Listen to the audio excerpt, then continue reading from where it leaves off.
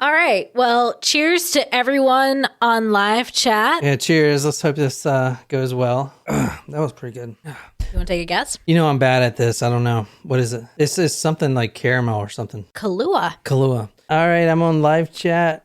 Cheers, everyone. I needed this drink today. Yeah. Although I definitely had a lot of wine last night. So Yeah, you did seem pretty drunk last night. stop. That's mean. No, I'm sorry. Well, I mean, it's not inaccurate, but I actually didn't feel drunk at all. We got a lot of new members this week. I know. So why don't I run through those folks today? I know, guys, Jen's not here. We're sorry. I know. Are people asking about it already? Jen's at a wedding. I'm drinking Dragon's Milk. This is my third one. 12% alcohol. What is 12%? Yeah, this shit is crazy. You get buzzed just drinking this one thing. 11%. Yeah. It's bourbon barrel aged stout. It's pretty good, stout. man. Yeah. New Holland. Where the fuck that's at? Welcome to Talk Murder Me Podcast. My name is John. I'm sitting here with Naquiz and Luna. You can't see. She's on the couch. Oh, baby girl. And tonight we are covering Dahmer. I am going to recap what we've done so far. So if you're brand new and never learned anything about Dahmer, don't worry about it. You can ask questions in the chat. Also, this episode is our sponsor is Jupiter CBD, which I take every day, but not today because we're out. And you can go to getjupiter.com/llama, like Johnny Llama, and you can read my story. So that's my plug. Well, let me welcome our newest members. Megan, Small Taco, Alex, Small Taco, Shannon, Small Taco, Peter, Taco Nacho, Brandon, Taco Supremo, and Monet, Small Taco. Monet. Like the artiste. Like the artiste. Or Money. Is it spelled like Monet? Like the artist. Yeah. Yeah. So welcome, guys. I think this is the most in a week. So yeah, you should have fired me a long time ago for managing Patreon. Well, I've been really trying to build this community. So we got some awesome prizes. I guess we'll start again next week. No one sent me their childhood photos. Oh, embarrassing childhood photos. I need to ask my mom for some. But if you're our supporter on any level, you can do weekly competitions, and Patreon makes us, it won't let us raffle it. They won't let us raffle. So we have to actually do something. So the next competition is send in your most embarrassing child photo, and then we'll pick the winner. I got some really cool true crime stuff, man. Really rare stuff. Most embarrassing childhood photo will be the winner, and the winner will either do the end rule signed book or that old true crime magazine. Yeah, winner's choice, man. If you want, I mean, if you really want, I know, choice works. I know Wolfie really wants that Ann Rule book though, but you know, I guess winner's choice. Anyway, I think we're going to get started on this. So welcome, guys. If you guys are ready to go, man, I think we're going to just get started. Before we get started with this episode, I need to say this is a warning, graphic content. I need to start saying that. I don't know if you guys noticed, but I put the censor things on the blog for the last episode. Did you see that? Where you have to click the box. No, that's good. That's really good. It took me forever to figure out how to do that. But every photo from the last episode, because it was so brutal, every photo is censored. Yeah, those were bad. So the post is just like censor. And I mean, I don't think anyone's not going to click it. I was going to say, let's be honest. People are going to be like, let's see how bad this is. For real. Those are pretty bad. Yeah. But you know what? At least now you've done it and people can stop yelling at you for that. Yeah. But I can't figure out how to, once you click it, it's there. You can't like re-click it. And never mind. You cannot hide it again. So just keep in mind it's going to fucking be there. Clear your cookies and reload the page, maybe. Yeah, maybe. In this episode, we're going to really discuss what Jeffrey Dahmer thinks is beautiful. And I've showed you guys some pictures before. If you go to talkmore.com and click on any one of those Dahmer posts, you'll see the Polaroids that was found in his home. Now we're going to explain why he took those photographs. And in the next episode, we're actually going to see how Dahmer was so interested in creating zombies, which I'm calling dombies. Dombies, huh? I see what you did there. But that is a crazy fucking one. And that's going to end it up because I am so tired of freaking Dahmer right now. All right, let's freaking get on it, guys. This is so weird without Jen here. I'm going to do a quick recap real quick, and we're actually going to recap by talking about another murder. This happened March 24th, 1988. So if you don't know, if you're brand new, and you can go back and listen to the other episodes about the Dahmer, we have 3 out now, right? 3. So this would be the 4th installment. But if you're new here, just feel free to ask questions. I can clarify anything. But we are starting on March 24th, 1988. We're just going to recap with this murder, and then I'm going to fast forward to his apartment, and that's where we're going to stay. So I'm fast forwarding 2 years after this first murder, okay? Okay. Fast forwarding 2 years, and then we're going to focus on his frenzy. He had a frenzy, almost like a spree killer, where you just like keep going, you know, like the Energizer Bunny. Mm-hmm. He has a spree, and then he gets caught. But during the spree is what I want to cover on these next 2 episodes. But for this one, I'm going to recap with the murder of a Richard Guerrero. This was March 24th, 1988. That's Richard Guerrero. How old does he look to you? 17?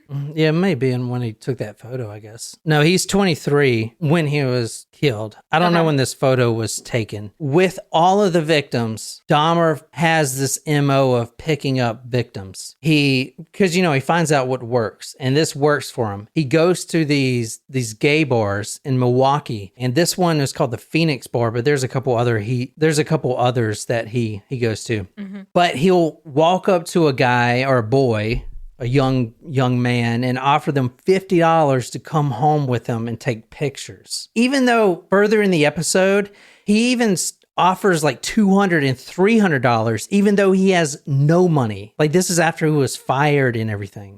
So he is just trying to get them back to the house. He's desperate. So this boy right here, Richard Guerrero, he takes back to Granny's house, and this is Granny's house right here. If you remember in the last episode, Jeff lived at his grandma's house, and that's where he committed a lot of the murders, in the basement. And it's really crazy because Jeffy's room was upstairs, Granny's room is downstairs, and Jeff would come back in at 2 a.m. with whoever, drug him, sit on the couch while his grandmother's sleeping, get a hand job, a blow job, yada, yada, yada, just waiting for the pills to kick in. And then he will go and strangle them. And as soon as he strangles the body, that's when the fun begins for him, because that's when he feels real intimate, as soon as that body goes limp. All right, so 23 years old, March 24th, 1988, 2 a.m. outside the Phoenix Bar, $50. He takes this boy to Granny's house, strangles him at Granny's house.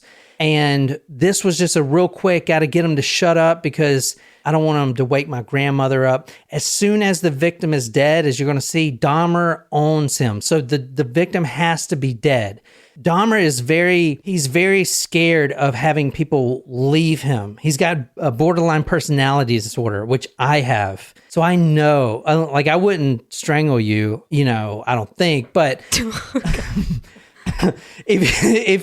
he strangles them because once they're dead, they can't leave. And that's what he's really scared of, because now they're his possessions. Does that make sense? From now on, this would be a constant theme, the act of killing as a grotesque distortion of the act of love. He now had Richard all to himself for another few hours and performed oral sex upon his corpse. Okay, so But there's like no end game with that. What do you mean? No, that is his end game. No, I know, but like if you're performing oral sex on a dead corpse. Oh, he can't get out. He can't ejaculate? Right. Or like, I don't know, maybe he can. I mean, how do you fucking know? I wouldn't expect a dead person can. I know that's in a Rolling Stone song, but I don't think that's anatomically correct. Can someone confirm?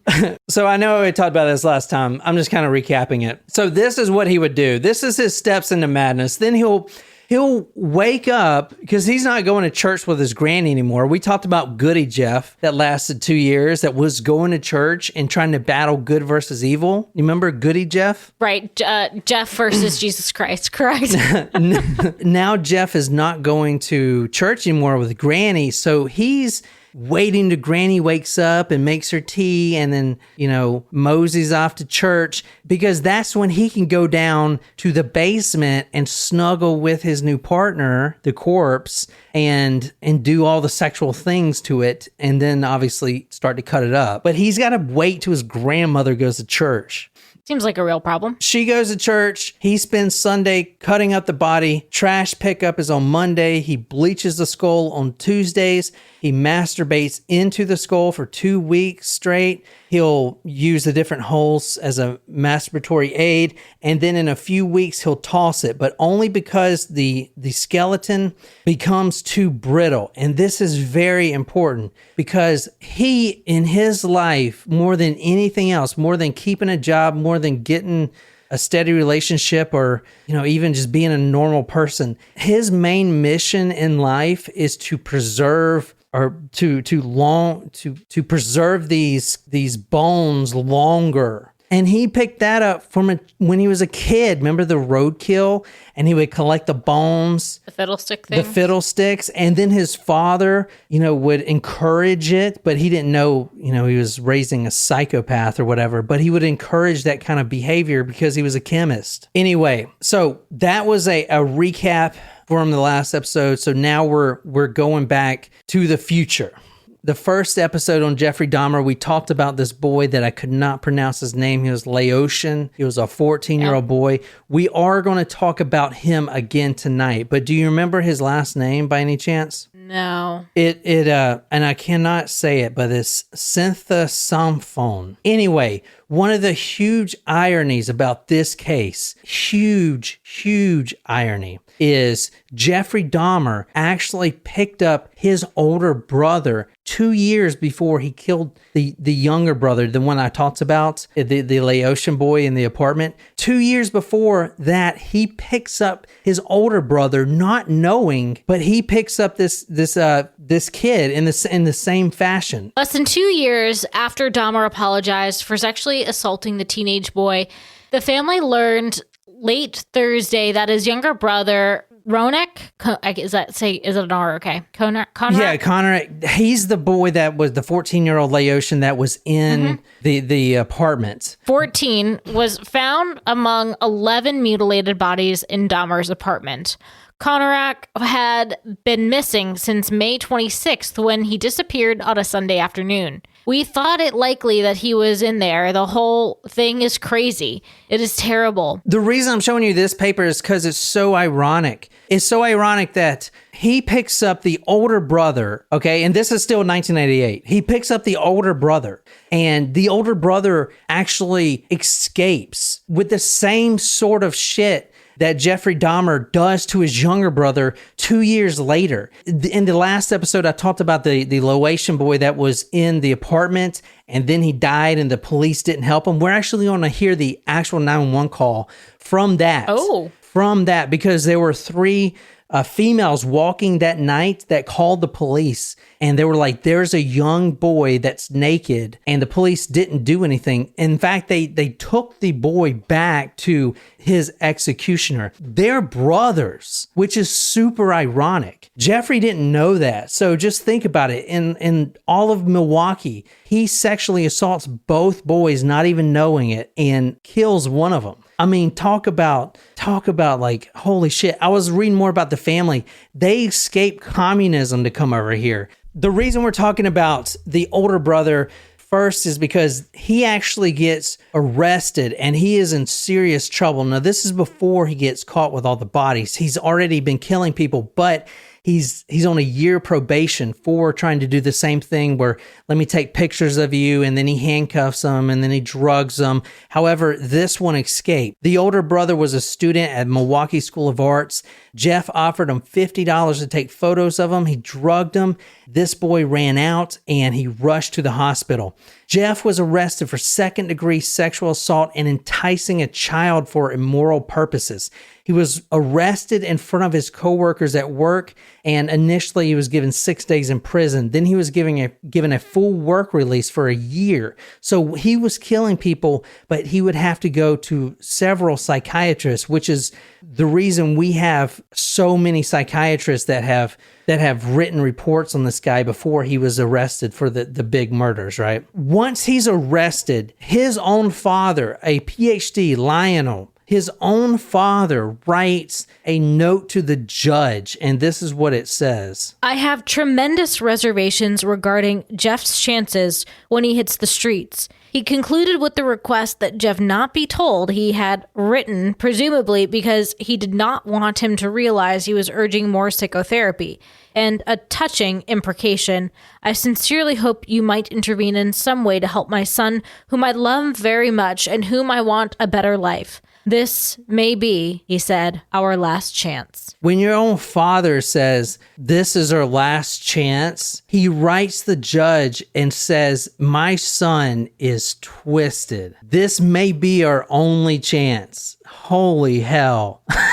Yeah, that's Holy not good. Fucking hell. One court-appointed psychiatrist said, and remember I talked about last week when he would go to therapy, mandatory therapy, he would just turn his back from the therapist and not say a word. And that therapist wrote, this guy is spooky. She actually used the word spooky. Mm-hmm. One other court-appointed psychiatrist said that he was a classic schizoid trait, a seriously disturbed young man with a mixed personality disorder. The pressures he perceives seems to be increasing, and he must be considered impulsive and dangerous. Jeff is not psychotic, but not much is needed to push him, and alcohol serves this purpose, end quote. You remember the alcohol, how drunk he was all the time? This psychiatrist is saying he's not psychotic all the time. He's not like Richard Trenton Chase blending up rabbits and stuff like that. This psychiatrist is saying Jeff is not always in full psychosis, but all he needs is a little alcohol. So when he starts drinking, that's when he lost his marbles, is what I wrote here. Now Jeff is in 1 year in the House of Corrections. He's released for work 6 days per week. He has to go, remember he works at the Ambrosia chocolate factory. Oh, yeah. Mm-hmm. During this work release, where he is basically in prison and has to show back up to be locked up, he's just let out for work. He has in his locker human remains that he's saving in his work locker, and he leaves them for a year, not even thinking about it, not even worrying about if someone's going to smell it and break in and look at it. It's like a bicep and some livers. Did it not smell? No, because he would paint them and stuff and clean them off. He did like that, the stuff that, what's his name did? Yeah. So these are the victims of Jeff right here. These are mostly during the frenzy, and that's a lot of them. You see the Laotian boy, he's the third row down, fourth column. Mm-hmm. They're pretty much African-American males. That's what his type was. The next guy we're talking about is the second row, first one, the one with the hat. Mm-hmm. That's Ricky Beeks. This is the first time he actually eats some of the victim. So we're moving right along. Lauren goes, we all forget what's in our locker. Potential title, Jeffrey and the Chocolate Factory. Natasha also loves Bob's Burgers. And hey, Laura. Hey, Laura, what's up? Happy Friday. It's a Friday party. Yeehaw. It is a Friday party. Yeehaw. We don't say that down here. Yes, you do. I've never said that. Who says that? Yeehaw. Like, what the fuck? Like, when does that come up in an actual... We're going to start incorporating that into our day-to-day, so. Let's talk about the first time he tried the human meat, which, you might as well at this point. Now, you're going to see, especially in the next episode, I'm not going to really go into the cannibalism, but from now on, he eats a lot of the meat. All the heads in the fridge, all the biceps that were already filleted and cut, he's going to eat. But what's different and fascinating, in my opinion, about him compared to another cannibal, what's another cannibal you can think of? Like that, remember that guy, that celebrity cannibal in Japan? Mm-hmm. And even... I was thinking of Well, we've done quite a few, actually. But I was thinking of the woman, Catherine Knight. Yeah. The thing about Jeff that's different from other cannibals is cannibals do it for, even like Albert Fish ate some of that little girl he killed. They do it for like sexual gratification, and they're like eating it slowly, and it's so tender, like the ligament, and they're like masturbating and just Jeff did it because he was fired from his job and didn't have any money to buy any other food. He was eating the food for substance. He was eating the human meat because he was broke. Now that you said Bob's Burgers, I think about episode 1. Burger meat may contain human flesh. You could do a title with that. He did do it for some kind of weird, perverse reason. Yes, but as we move further on and he gets fired from his job and there's no income coming in, and his eviction notice is about to hit, and he still has all these torsos floating around in the bathtub, he is eating this meat because he needs to eat. A man's got to eat, Julian. Anyway, Ricky Beeks, he was the first 32-year-old African-American man. In his own words, he says he was a, quote, hustler who engaged in sexual activity with men for money, end quote. He was not homosexual, but he saw that business opportunity that he could make more money doing his services for men than he could, women. Anyway, back in Jeff's apartment, strangled with sleeping pills. The sleeping pills take about 30 minutes to kick in. This is the first time this thought has come to his mind. And it was not just the meat thing, the eating of the meat, but he is now in his full frenzy. And it's hard to explain this, but when, for instance, like a spree killer, they'll just keep going until they reach some goal. And that goal is usually them being killed, and, something like that. They won't stop till they're dead type thing. Exactly. Or any other people that's not a killer that just keeps going, trying to create some perfect image in their mind, whether it's an artist or whatever. That thought, or this thought, started to infiltrate his mind, and that thought was in his apartment, was to build a shrine. If you remember the book we're reading tonight, Nicole's reading The Shrine of Jeffrey Dahmer. That is the point of his frenzy. When I think of shrine, I think of Helga Pataki's Shrine of Arnold and Hey Arnold. Like, what are we talking here? I never watched Hey Arnold. What? I never seen that. It was Soup's creepy. No, that was too young for me. I'm older than you, dude. Well, tell me about the shrine, and I can let you know if it's a comparable. A shrine is like, like when we first started dating, you built that shrine of, you would collect my hair and stuff. You have got to stop making that joke. I can't believe you don't know what I'm talking about with the Hey Arnold thing. I don't know who the fuck Arnold is. Oh my God, he had the football-shaped head. My God, Stoop Kid doesn't leave the stoop. Oh, you're really getting all the support now. Oh my God, yes. Yeah. Thank you. But yeah, well, you know what? Her gum shrine, yes. Okay, it's not really a shrine, but how Tina has a drawer of Jimmy Pesto's socks and things that she stole. Yeah.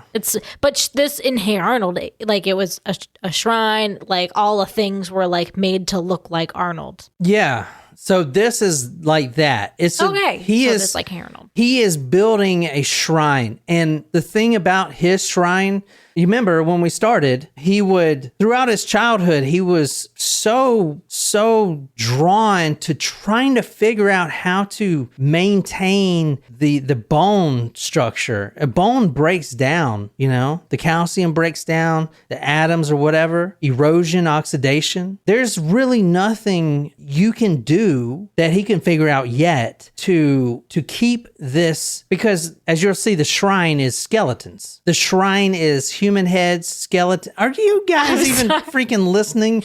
Yes, I was gonna say. She actually was a sad character. A lot of deep stuff in our cartoons in the 90s. It's true. Oh my God, let me say something right quick, man. Dude, you guys know I do these episodes for Johnny Llama on my other YouTube channel, which has so far made $9, right? It's impressive. Which it went up from like 3. I know. Like shot up. I know. Anyway, I spent a lot of time making that a video, a really good fucking video, like really good, about the Evelyn McHale suicide jumping. Oh, I shouldn't say that on live chat. About her jumping off the building to her death. And I uploaded it 3 times. And as soon as I uploaded it every time, YouTube takes it off immediately because it has self-harm in it. I can't even put it up. So I was thinking, all right, I can do an episode, which all of my other episodes are like this, where a boy or a guy or whoever is sawing off a human head, and they're totally cool with that. But as long as I'm not sawing off my own head, then I'm fine. How fucked is that? Yeah, it's pretty wild. I mean, look at the shit we're putting on here. We're having in-deep in-deep. Oh as long as I'm not sawing off my own head, what the fuck? As long as you're sawing off my head, it's okay. Like, what the fuck? That's a problem, dude. It is. Just because we don't talk about something does not fucking mean it's not there. Okay, the fact that we can't say the word suicide, that's the fucking problem, man. People are not going to stop committing suicide because you ban the word. That's stupid. What the fuck? It is. I agree. But YouTube, don't ban me, please, man. We just got over 1,000 subscribers on this bitch. If you want to see that video, I'll upload it somewhere. Yeah, everyone's agreeing with you on YouTube being dumb. Dude, I spent so much fucking time on it, and it is a fucking well done video. I think you should post it to the Patreon. I have freaking like footage from that year in the 50s in New York, like actual document, footage of like the Empire State. It's just, oh man. I even filmed myself behind a green screen, stepping up on that little step stool and looking like I'm looking over the edge. And I put buildings in the background. And I took that fan from the garage. Mm-hmm. I put that big shop fan and I blew it on myself to make it look like my shirt was freaking windy. You've got to post it to the Patreon. That's how much I fucking worked on it. What the fuck? You've got to post it to the Patreon at least. Oh, yeah, it probably will get taken down.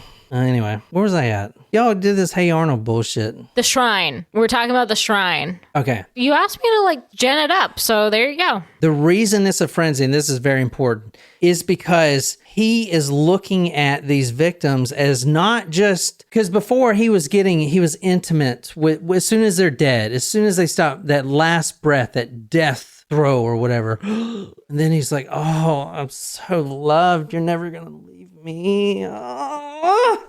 After that wears off, then he needs more. And that's when it comes into his mind that, well, first it comes into his mind, the art, which is the photographs. And when I mean art for Jeff, I mean this. To him, this is art. This is art. No one does this unless you're doing it for art. Look at the sheet. Look how the sheet is ironed under him. It's pressed. He is posed perfectly. To him, this is art. Does that make sense? And in fact, it is art because some other real artist made real art about it. Oh, wow. What's that hanging? This is from the exhibit was like the Psycho Hell or I don't know. Is that thing that's in like the very middle? Is that? It's a head. That's not part of that statue though. Oh, okay. It looks like it's just behind it. Yeah, it's behind it. That's not part of the statue. But that's what I'm trying to show you.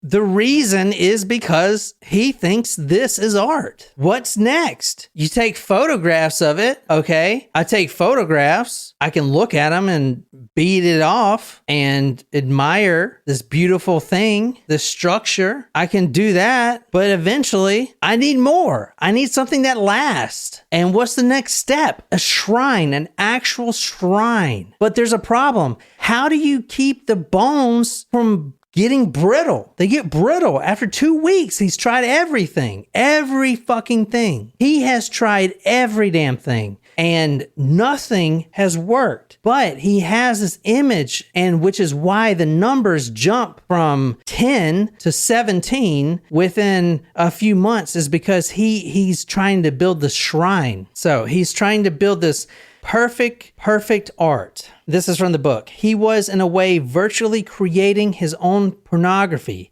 as if the picture of beauty was more alluring than beauty itself. This is tantamount. Tantamount? Tantamount? What is tantamount? Is that a word? Yeah. Oh.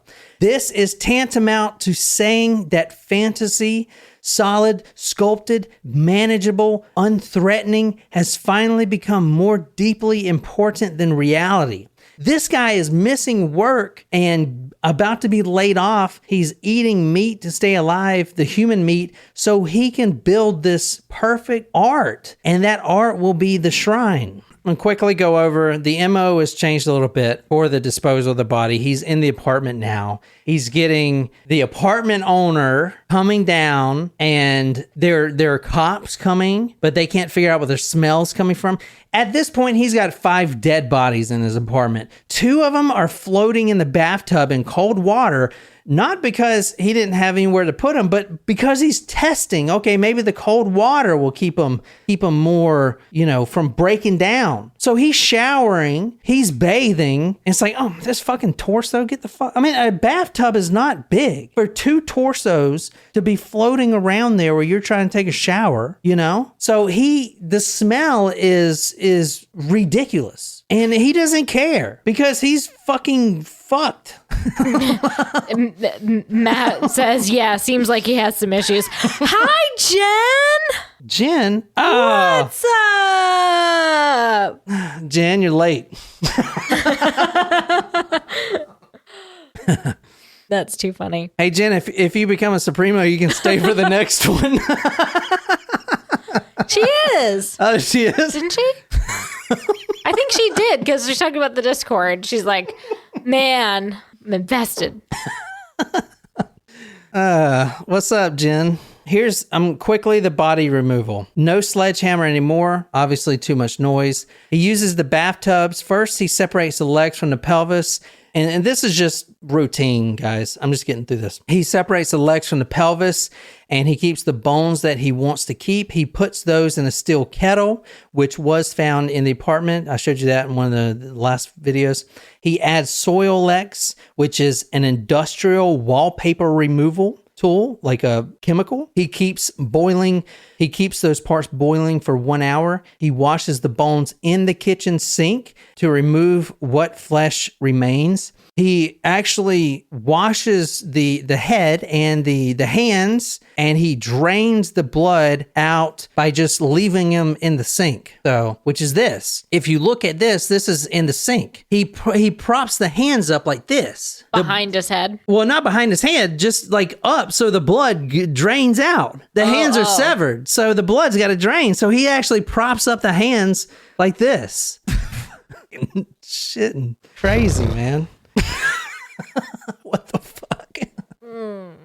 All right, but at this point, he wants to keep the entire skeleton. He is so sick of these bones breaking and becoming brittle and being disconnected with no connective tissue. Like, he's got a problem here. Work's not his problem. I mean, fuck, they're going to fire him anyway, He can get guys. All he's got to do is go and offer them $50 and then handcuff them as soon as they walk in the door, or drug them with sleeping pills. But the big problem in his life is how to get these skeletons from freaking breaking down. Quote, I waited a week or 2 and they had all turned to slush at that time, which I scooped out with a smaller trash thingy and poured it into the toilet and flushed it down. It was just all slush, black slush. Ugh. All right, so that's his problem. He's trying to build this shrine. Dahmer planned shrine of body parts. Shrink. Jeffrey Dahmer planned to create a temple made of his victims' body parts, a psychiatrist testified Monday at the serial killer's insanity trial. Dahmer also had uncontrollable urges to kill and have sex with dead people, said Dr. Fred Berlin, a defense witness who specializes in sexual disorders. He planned to preserve entire bodies, but he did not do that. He saved their bones. He brought an aquarium that he was going to house a head in the middle. He even sketched it out. Dahmer told Berlin during interviews he planned to devote his temple, quote, either to the devil or to himself, Berlin said.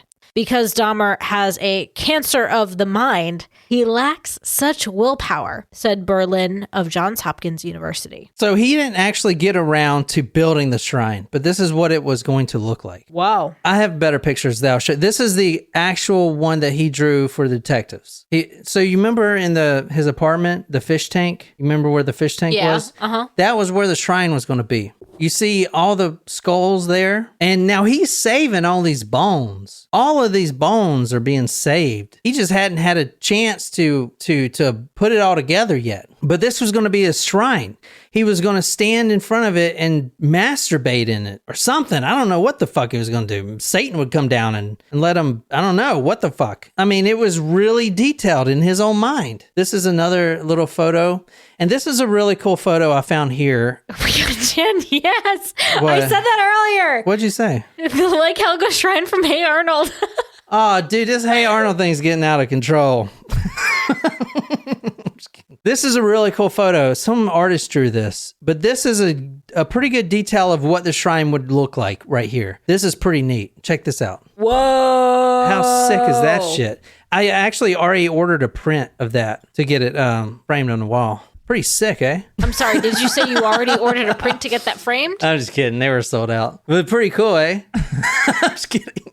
Was his photo supposed to be in the center? Well, he said he was going to it was going to be Satan or himself. At that point, it's the same fucking thing, you know? That's fucking cool, man. Not cool. I mean, it would be cool if those were like, if I had that shrine, but they were skeletons from like the Roman era. Yeah, like not your murder victims, you know?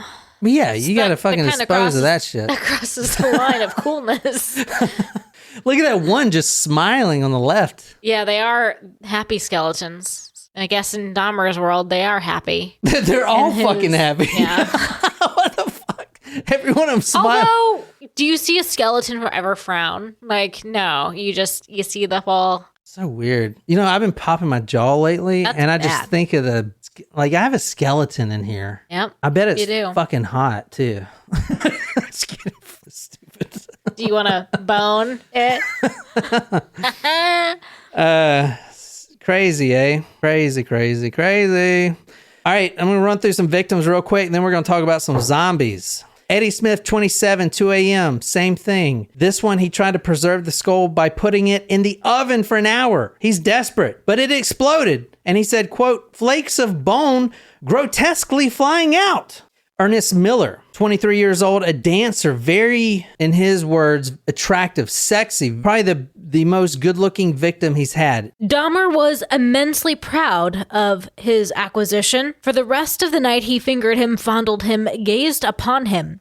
He walked around the room, drinking beer, occasionally glancing at him. Then he went into the kitchen and returned at leisure to find him still laying there, a perfect body, all his. He touched the sleeping form, withdrew for another beer, came back and touched it again. He masturbated himself in such a way as to have his hand touching Miller's body at the same time, as if he were participating in the act. But this guy wasn't dead yet. And here's the problem. He only had 2 sleeping pills. Jeffy's out. So he was thinking about strangling this guy, this 23-year-old dancer, but he knew that the man would wake up. So this is the first time he actually took a knife. He severs the jugular. Quote, it took him about a minute before he died. Took it immediately to the bathtub for dismemberment. He takes the severed head, he kisses it, and then he apologizes to it. Then he takes more photos of the decapitated body. This is the man in the video. This is obviously the photo with the eyes open, because he pushed his eyes open after he cut his head off to have the appearance of more life. I separated the joints, the arm joints, the leg joints, and had to do 2 boilings. I think I used 4 boxes of Soilex for each one, put in the upper portion of the body and boiled that for about 2 hours, and then the lower portion for another 2 hours. The Soilex removes all of the flesh, turns it into a jelly-like substance, and it just rinses off. Then I laid the clean boxes in a light bleach solution, left them there for a day, and spread them out in either newspaper or cloth, and let them dry for about a week in the bedroom. So he's trying to figure this out. But then he gets this epiphany. Then he gets this epiphany. Epiphany. What was another word for that? An aha moment. Then he gets this aha moment. He says, I've been doing it wrong. This whole time I've been doing it wrong. I'm trying to save these bones, this organic material that breaks down when it's dead. I know what to do now. I need to figure out how to zombify these victims. How can I keep them alive, but have them be dead? Be zombies. So their body parts don't break down. They're still alive, but they don't have any free will and they can't think and they're just mind to do whatever. So he doesn't necessarily want them dead. That's the next episode. I'm going to tell you exactly how he did it. And it's crazy what he did to zombify a couple of victims. Of course, you got to be a supporter to see that episode. Sorry, Jen. Jen, you can hear it on the on iTunes when it comes out next Thursday. I'm just kidding. Anyway, we're going to get into that in the next episode, but I think I'm finished with this one. I think I did a pretty decent job of telling you this episode is the frenzy. This is it. This is about to be it. He's about to get caught. He's in this picking up guys as much as he can. He's taking these men to his house. There are bodies floating in the tub. There's bodies in the barrels. There's body parts shoved under the bed. At this point, he watches The Exorcist 2, and not just watches it, he puts that motherfucker on repeat, and the only thing playing for 24 hours a day, every day, until the police get there, even when they get there, they notice it playing, is The Exorcist Part 2, over and over and over. Satan's here, baby. Satan's here. Satan's in his head. And he has this grand idea of how to make a zombie. And it's pretty effing brilliant, and we're gonna get into that into the next episode. So that's all I have for that. What do you think? I'm very interested in the zombies. So if you guys want to hear that, and it will be out for anyone that's publicly watching right now, the podcast comes out every Tuesdays and Thursdays at 9 a.m. Eastern Standard Time. So that will be out. The one I'm about to talk about now, it will be out next Thursday. So don't worry, you can subscribe and get that. This one that I just did will be out on Tuesday, and you can. This video will always be public. But for the supporters, I'm going to do a second episode for you guys. So be on Patreon, and this one is intense, man. This one's crazy, and we're going to finally finish this Dahmer thing up. Anyway, my name is John. This is the Talk Murder Me podcast. I'm sitting here with Naquiz, and until next time, good night, you lovely, lovely people.